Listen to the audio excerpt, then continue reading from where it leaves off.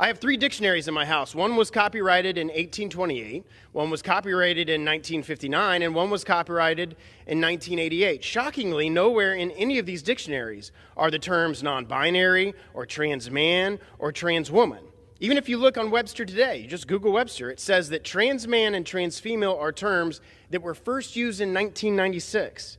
During the entire history of mankind, you were either male or female until the last few years. The dictionary.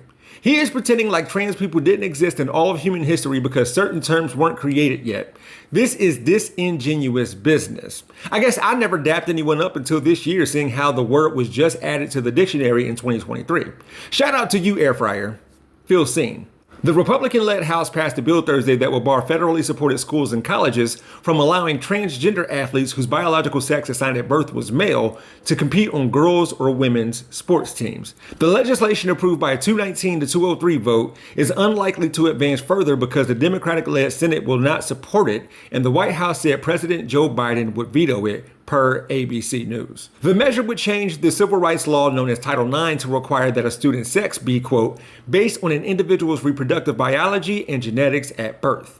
We'll get back to Title IX in a minute. Supporters said the legislation, which would put violators at risk of losing taxpayer dollars, is necessary to ensure competitive fairness. Now, this bill was sponsored by Representative Gregory Steube of Florida, whom was shown in the opening clip. And, if you were wondering, yes, he is. Anyways, here's part of how he's justifying this bill. In my own district in Sarasota, Florida, my constituent, Emma Wyant, an incredibly talented swimmer and Olympic medalist, lost the 2022 NCAA Women's Swimming Championships title for the 500 freestyle by 1.75 seconds to a man who formerly competed for years on the men's swimming team, who took home the title after identifying as a woman. It's a sad day in America when the Democrats have regressed so far backwards that they are willing to erase the rights that women have fought decades to obtain, all to elevate biological males to the top of women's podiums. Emma Wyant is an amazing athlete. In her debut season at the University of Virginia, before she transferred to the University of Florida, Wyant finished second in the 500-yard freestyle at the 2022 NCAA Division I Women's Swimming and Diving Championships. With her time of 4 minutes and 34 seconds, just under 35, ranking as her career best, she lost to Leah Thomas. Almost beat her though. Steube said there's websites featuring hundreds of instances of cis women losing to trans women, yet we hear about Leah Thomas the most. I'm wondering, between grade school and college, how many trans athletes are even out there? I mean, we only hear about the one. Just for reference, if you're focused on college, there are only 32 trans athletes participating at a collegiate level. Now, I'm terrible at math, but let's just do some casual estimation here. Let's be generous here and say that there's 20 total students in each of the 20 states that have passed this type of legislation. That would be 400 people total.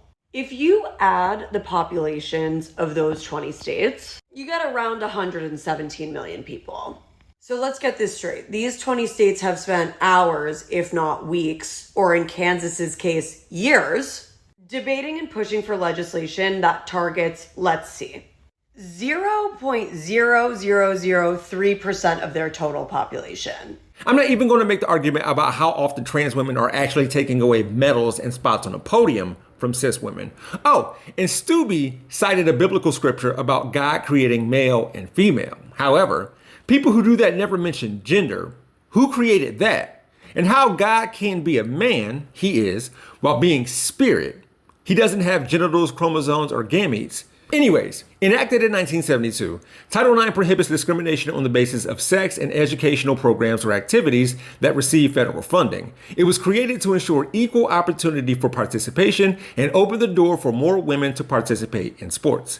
The Biden administration proposed a rule change to Title IX on April 6 that would prohibit schools from banning transgender athletes from playing on teams consistent with their gender identities, with exceptions possible for the highest levels of competition. The U.S. Supreme Court on April 6 refused to let West Virginia enforce a state law banning transgender athletes from female sports teams at public schools, one of many Republican-backed measures across the country targeting LGBTQ rights. Seems like there are more anti-trans bills than trans athletes. X-Men comics prove that trans people are the heroes. How this Republican can claim to watch Marvel movies and miss that point is beyond me. See how he made himself the villain by clicking the video link in the description. Also, use the Jeff Wiggins hashtag to find me. My architect knows Japanese.